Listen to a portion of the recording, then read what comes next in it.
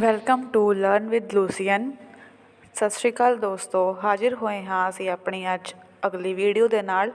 ਅਸੀਂ ਆਪਣੀ ਪਹਿਲੀ ਵੀਡੀਓ ਵਿੱਚ ਨਿਊਟਨਸ ਦੇ ਤਿੰਨੋਂ ਲਾਅ ਕੀਤੇ ਸੀਗੇ, ਉਹਨਾਂ ਬਾਰੇ ਸਮਝਿਆ ਸੀ, ਮੋਮੈਂਟਮ ਬਾਰੇ ਗੱਲਬਾਤ ਕੀਤੀ ਸੀ ਅਤੇ ਅੱਜ ਅਸੀਂ ਗੱਲ ਕਰਾਂਗੇ conservation of linear momentum. So dosto, principle of conservation of linear momentum: if no external force acts on a system of bodies, the total linear momentum of the system of bodies remains constant.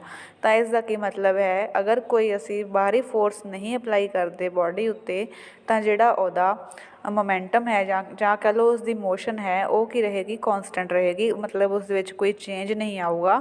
ਤਾਂ ਉਸ ਨੂੰ ਕੀ ਕਹਿੰਦੇ ਨੇ, conservation of linear momentum. Conservation ਤੋਂ ਮਤਲਬ ਹੁੰਦਾ ਕੌਨਸਟੈਂਟ, ਮਤਲਬ ਉਹ ਚੀਜ਼ ਜਿਹੜੀ ਚੇਂਜ ਨਾ ਹੋਵੇ without applying any external force.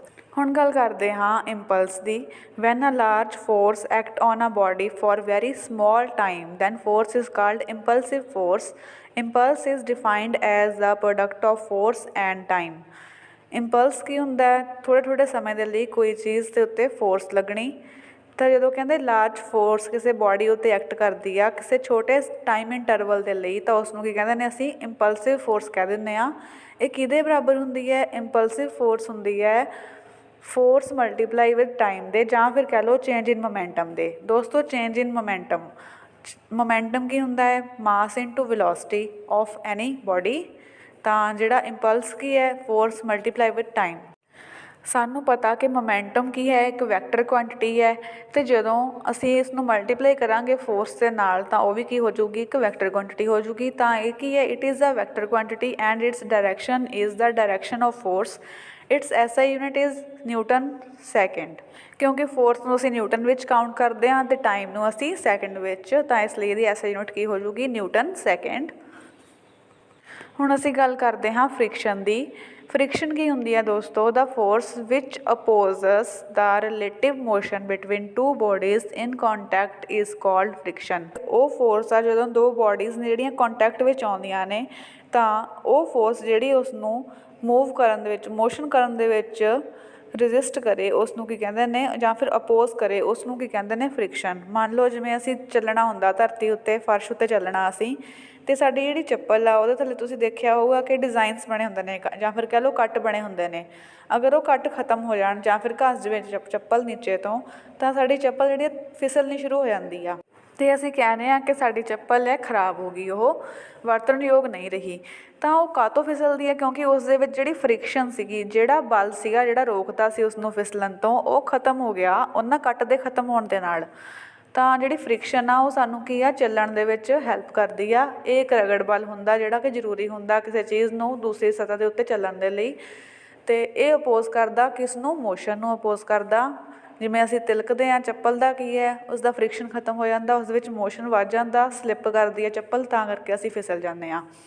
ਹੁਣ ਗੱਲ ਕਰਦੇ ਹਾਂ ਸਟੈਟਿਕ ਫ੍ਰਿਕਸ਼ਨ ਦੀ। The force of friction which is introduced when there is no relative motion is called static friction.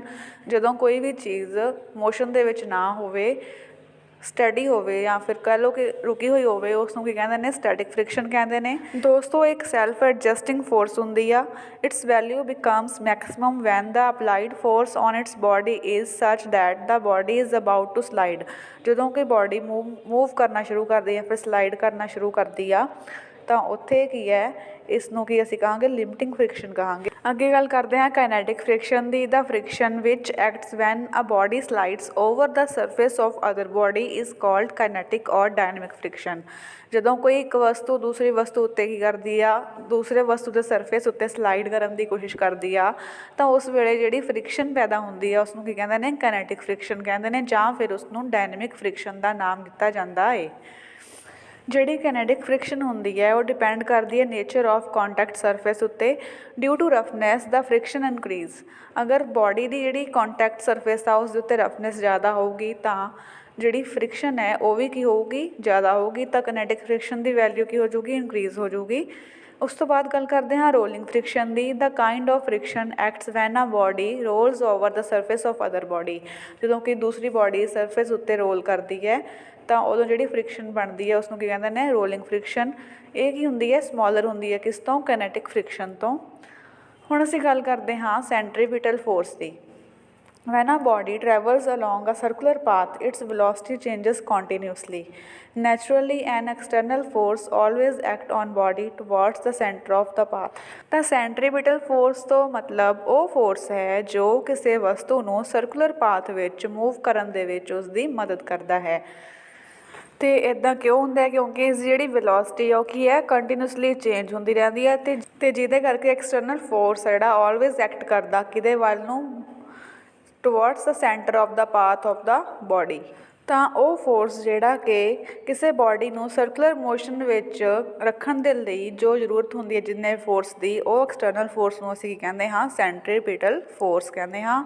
If a body of mass m is moving on a circular path of radius r with uniform speed v, then the required centripetal force ਕਿਹਦੇ ਬਰਾਬਰ ਹੋਏਗਾ, F is equal to mv² upon r ਦੇ, ਜਿੱਥੇ m ਕੀ ਹੈ, ਮਾਸ of the body, v ਕੀ ਹੈ, speed of the body, and r ਕੀ ਹੈ, radius of the circle ਜਾਂ ਫਿਰ ਸਰਕੂਲਰ ਪਾਥ। ਤਾਂ ਇਹ ਫਾਰਮੂਲਾ ਤੁਸੀਂ ਯਾਦ ਰੱਖਣਾ ਕਿ ਫੋਰਸ ਕਿਹਦੇ ਬਰਾਬਰ ਹੈ, mv² upon r ਦੇ।